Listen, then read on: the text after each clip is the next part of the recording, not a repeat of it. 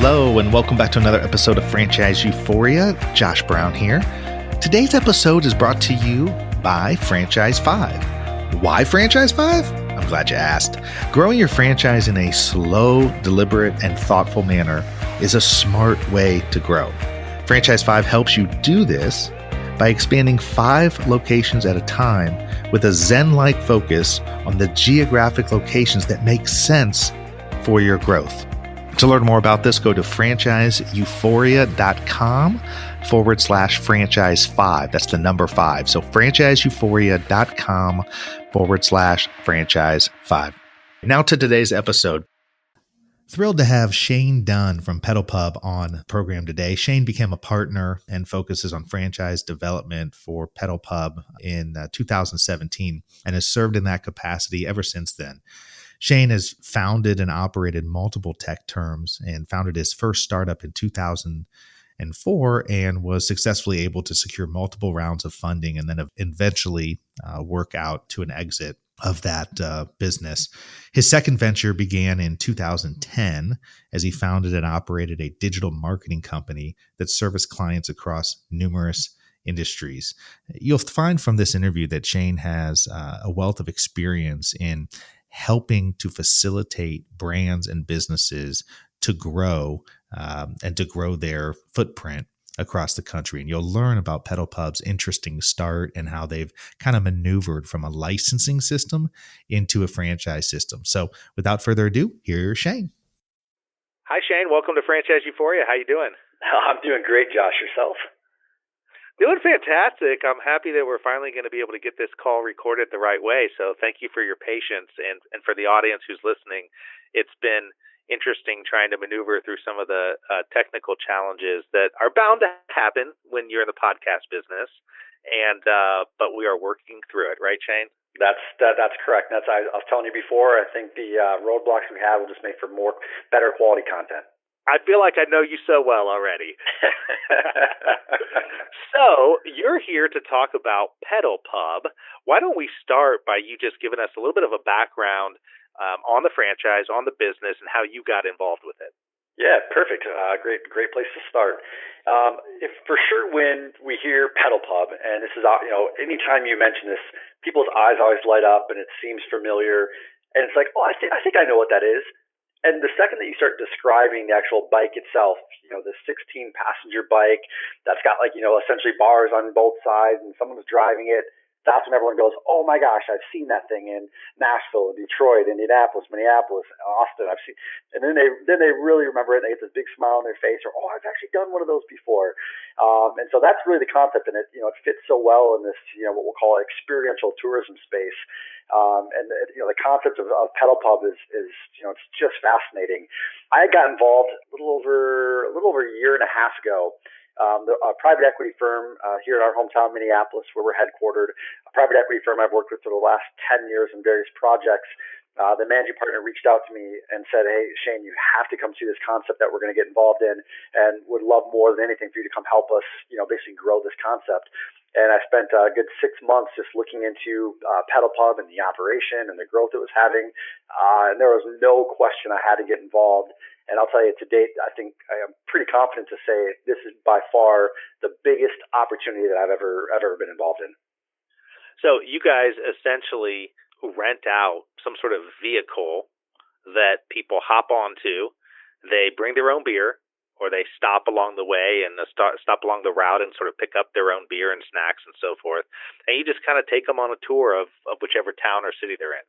You got it. And think of it like a birthday party or some sort of gathering where you've got a big group of your friends with. This tour it's typically 2 hours, and rather than just doing like a kind of a basic maybe pub crawl, bar crawl, this is a really cool way to be able to see certain aspects of your city. Going around on this bike, and you guys are all pedaling together, and everyone's kind of got this common mission to pedal and get moving. So you're getting like this kind of fun, light exercise. It's something that's unique. You got a really cool atmosphere around you. Then you're using that as a vehicle to go from place to place. It's just a great way of basically celebrating with a bunch of friends and adding that little light activity to it. And so, who created this vehicle? Like, who came up with building it or the concept of it? Another great question. So what actually happened, this is almost 15 plus years ago in Amsterdam. Two brothers were at a bar and they had this conversation going. And in the town where they lived, they had this annual parade, and they basically got dared or into a bet that they couldn't create a bike that held enough people where they could, basically bike in this parade and all drink beer at the same time.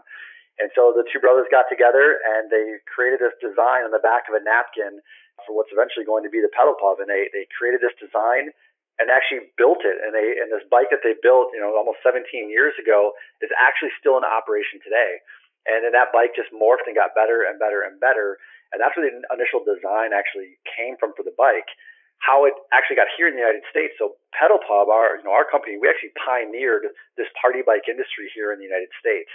And a little over 10 years ago, the two founders of our company, they were in the craft beer industry. And there was an email exchange that was going around, and there was actually a picture of this bike on wheels that people were riding and drinking beer. And this craft beer community said, "Oh my gosh, could you imagine if that was here?"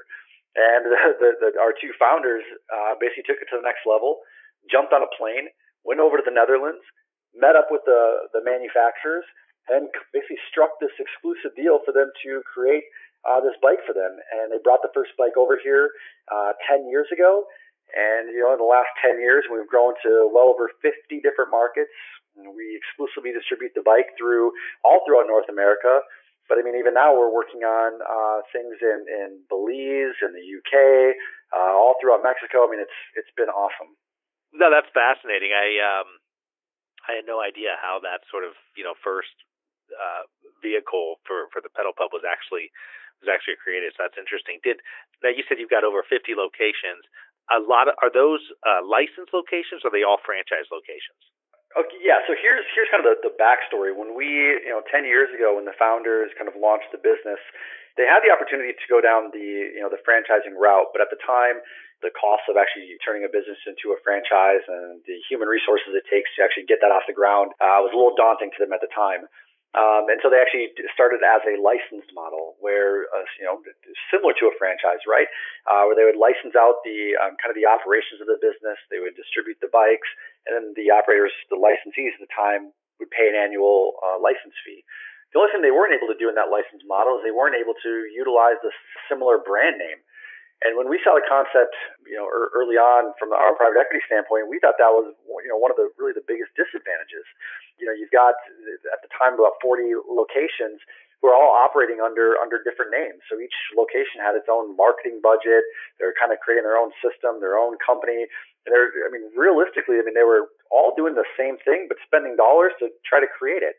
And when we saw that, we realized if we franchise this and were to put this under a common name and a common umbrella, we could create so much more efficiency, especially from our marketing, from our PR, from our advertising standpoint. But we could also ensure that as customers, and we service well over 1 million of them per year, those customers can ensure that they're going to have a somewhat of a similar experience in each location, but obviously vastly different because that city is going to provide different nuances, per city. And so that's the reason it started as a licensee. We've got about maybe 40 locations as licensees. And then just in the last year, we've got about another dozen or so that are franchise now. And moving forward, we don't sell licenses anymore. It's all franchises. Okay, neat. So tell me, or tell the folks the underlying model in terms of for a franchisee. So somebody who's interested in pedal pub, somebody wants to know more about it, thinking they might want to open up one in their city. What are you guys looking for? What are the skills that are required to be a pedal pub owner? At the end of the day, I think the person who's going to come in and be able to successfully open and operate this business, this is going to be someone who's definitely a go-getter. This is someone who has maybe even started businesses before. They've led large teams. They're in charge of opening new markets. Someone who is going to be able to get through the red tape. A couple of the biggest hurdles in the very beginning of opening any new market, you have to really work with the city officials and work with city councils and work with getting ordinances approved. So you're putting this concept and this idea in front of multiple people, and you're moving the ball down the field to get all the ordinances in place to actually be able to be up and operational. And so this person's got to be able to have that kind of gusto to be able to take an idea and then fight through the politics to make sure that it can happen.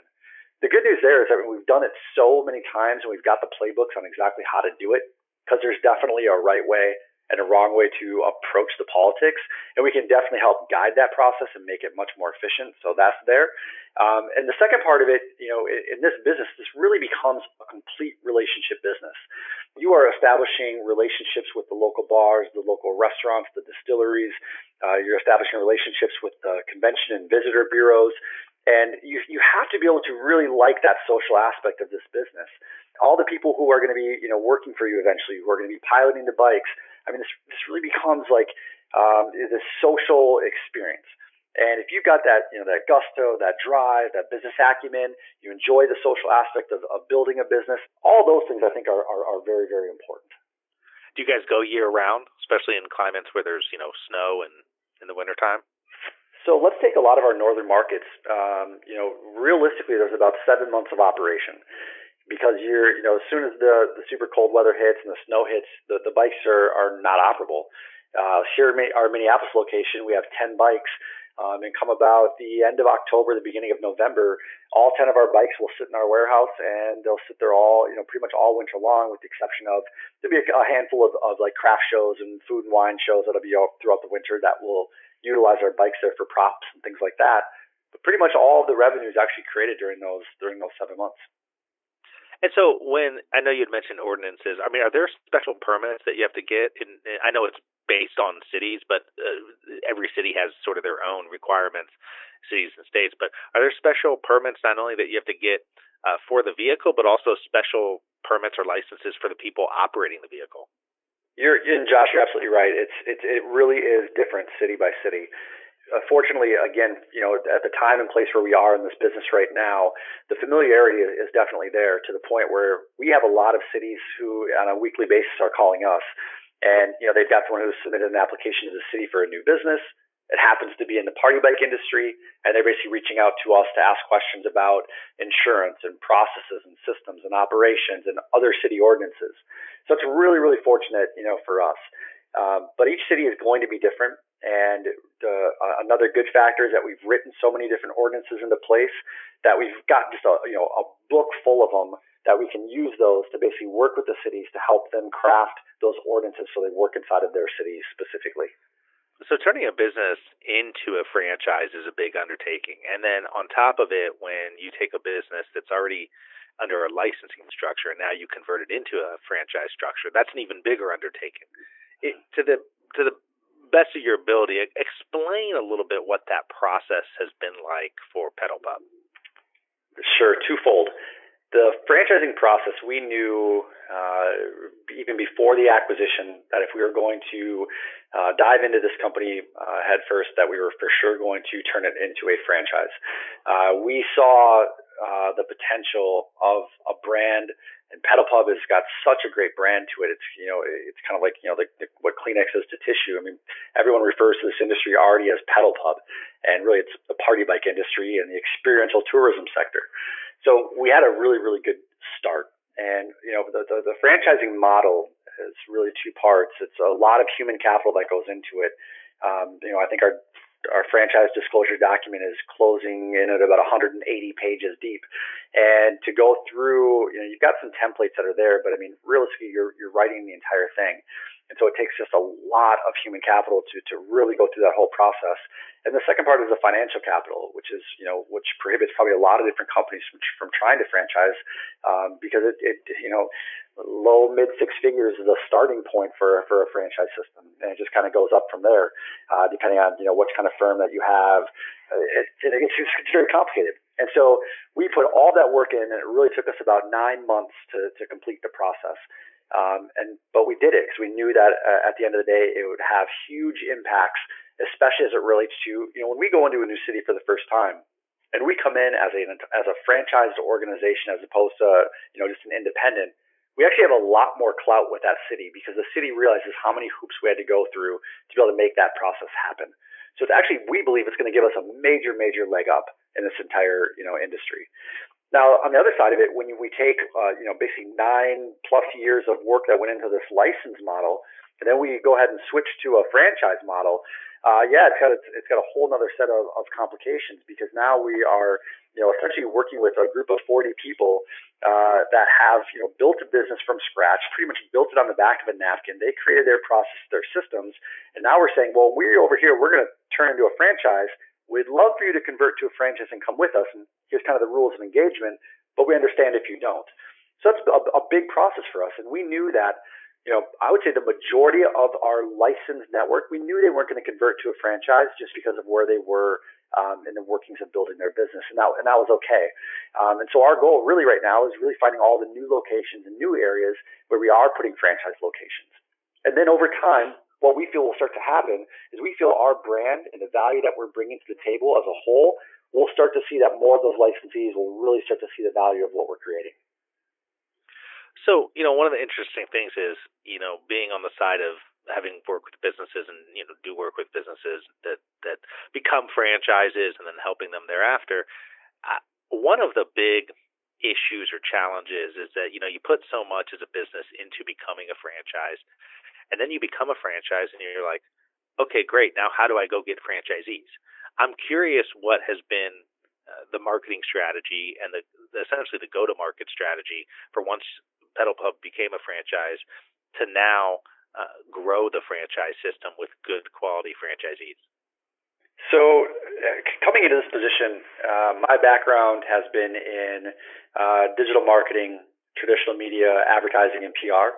And I've grown 3 different firms, grown them from zero to I think the largest one was about 50 employees. And we've successfully grown them and really understood that marketing side of business growth. And coming into this thing, one of the biggest things we did that I think has tremendous value and kind of our lead generation right now is we really work with what I'm going to tout as probably the best PR firm that's specifically in this franchising arena. I think we work with one of the best, most sought after digital marketing agencies that, again, also works with about 2,000 different franchise locations throughout the United States and Canada. And then we also have a local creative firm who I've worked with for a very long time. And we take all 3 of those components, put together with what we're already building from a brand recognition standpoint. And I mean, there's not too many places you can go online without putting anything in related to Pedal Pub, party bikes, anywhere online that you're not going to find us. And I think that's a big reason for why we get, I think over this last weekend, I think we had almost 50 leads that came in over the weekend. And this is from all new locations across the country for people who are really wanting more information. They've seen the bike. They've been on the bike. They saw the advertisements. They want to know how to get involved. And so for us, it's not really about trying to figure out how many leads we can get or trying to grow a market. We have more leads coming in than really we can handle. So I mean, we have some pretty kind of major qualifiers because for us, it's really about finding the right partners. I think we've got an abundance of opportunity, but it's really narrowing it down to the right people, the right fit. That's going to work for all of us because once they sign that franchise agreement, we know we're going to be working with them for a very, very long time. And so we want to make sure it's the right fit. Do you guys have a strategy in terms of geographic locations that you're targeting over others? Absolutely. So right now, the low-hanging fruit, if we look across the country, probably got about 70 to 100 different markets we've identified that we'll call low-hanging fruit. And these are markets that, maybe they've had a competitor there before, that maybe they went out of business, but one person tried to operate a bike, couldn't quite figure it out, but they already went through all the hoops of getting through to the city council. City council's already approved it. We've already got the ordinances in place. It just needs a good operator. It needs good marketing, good support behind it. So a lot of areas like that we've identified.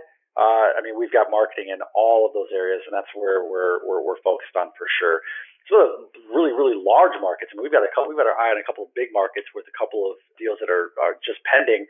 This take a lot longer, and we'll put a lot more time into them. So we definitely think there's some low-hanging fruit, and we're slowly peppering some of those larger markets as well. So before we end the interview, I don't want to do a couple of things before we end. I want to have you maybe talk about one of the biggest challenges that Pedal Pub has faced as it continues to grow, because I think people learn through other people's challenges and struggles. And then to follow that up with, I'd love to hear about one of your biggest wins, as a franchise or as a younger franchise now growing. So I guess we'd start with, what's a big challenge that Pedal Pub has faced in the marketplace in terms of trying to grow the franchise or anything related to the franchise structure? Sure. And I think I would answer that, in kind of two different ways. One of our biggest challenges actually is, and has been, the working between a licensed network and a franchise network. It's caused its own set of complications where, on one hand, we are trying to build and grow the franchise model, but on the other hand, we are also trying to build, grow, support, and show value for our licensed network. So for us internally, that becomes a pretty big challenge for us. Now, a challenge, from an external standpoint is right now for sure working with city officials and city governments. So, getting ahead of that, because we realize that one of the biggest challenges that anyone has in opening a market is really getting through that red tape and really working with the city to make those ordinances take place. And it can take months to get that process in place. And so one of the things that we've started to do is we've number one, proactively been working with governments, really getting ahead of the curve. But two, we've also taken a lot of time to really work on who we are as a brand and what we want to focus on. And responsibility is for sure number one. Safety is number one. I mean, safety and responsibility kind of go hand in hand. And so we are working diligently on putting together safety and certification programs for all of our pilots and all of our operators. And these are programs that we want to be able to put in place that when we go to a city government, we can show them on how careful we're being as an organization to ensure the safety of all of our riders and all of our passengers. That's very, very important for us. So that's the challenge. And then we definitely have a solution in place that we're working on nonstop. I think your next line of question is, really what are some of the biggest wins? Yeah, we always want to end. I want to end on a positive note. So what's the big win for you guys? I'll tell you this, and I'll say this has happened in the last couple of months. And I think this win to me, it's like literally like the hairs on my arms like standing up as I start to think about this. The amount of attention we're starting to get, even outside of the U.S., is starting to become overwhelming. We just put together a deal and closed on it about a month ago, and we locked in with just this phenomenal group up in Canada. Very, very excited to be partnering with them. But they secured 4 provinces in Western Canada, 11 markets, and a 60-bike development schedule over the next 3 years. And so it's the real win there is that we are starting to build a framework, and we're starting to get the message out about what we're doing as a real and actual business. A lot of people, and I'll even say myself, I'm guilty for putting myself in this category. When I first saw this business and saw the bike roll down, I thought, oh, that's cool. That's a cool novelty idea. Never did I really understand the economics behind this business and how huge this business can be. We have multiple, mid 7-figure type of businesses in our, and just in our network. And it's like, man, there's some powerful economics behind this business. And then when I start to get groups who are coming in, who are looking at this, coming from large PE firms, or they've got this, huge backgrounds of investment and business growth and strategy, and they've got teams of people who are willing to invest, serious resources into growing and developing, this 11 markets through Western Canada, and they've got this whole game plan. That is exciting. That is something that's like, man, we really do have something here. And more groups like that are really starting to get involved in what we're doing. And it's just a matter of time where this entire pedal pub industry is going to be much, much more institutionalized, much more mainstreamed, and much, much more commercial. And we're going to do it through those larger groups. That to me has been the biggest win that we're, after just a year and a half of putting this effort into it, those are the kinds of groups that we're attracting to our opportunity. Well, I can just hear the excitement in your voice. And so that's wonderful to hear. And thank you, Shane, for coming on today. What's a good contact information if somebody wants to speak to you more about Pedal Pub? What's a good way to reach you or to learn more about Pedal Pub itself? Easiest way, just go to pedalpubpartybikes.com. Again, pedalpubpartybikes.com. Thank you so much, Shane. It's been fantastic. I look forward to reading about all your future successes. Awesome. Thank you so much, Josh. I appreciate it. Thanks for being with us today on the Franchise Euphoria podcast. If you enjoyed this episode, please be sure to go to iTunes and provide a review. Also, please remember that although Josh Brown is a licensed and practicing attorney, nothing contained in this podcast should be construed as legal advice, because it is not. The information contained in this podcast is general and educational in nature, and none of it should be relied upon as legal advice. That being said, if you have questions for Josh and would like to contact him, please email him at josh@franchiseeuphoria.com. Thank you so much for listening, and we hope you tune in to our next weekly episode.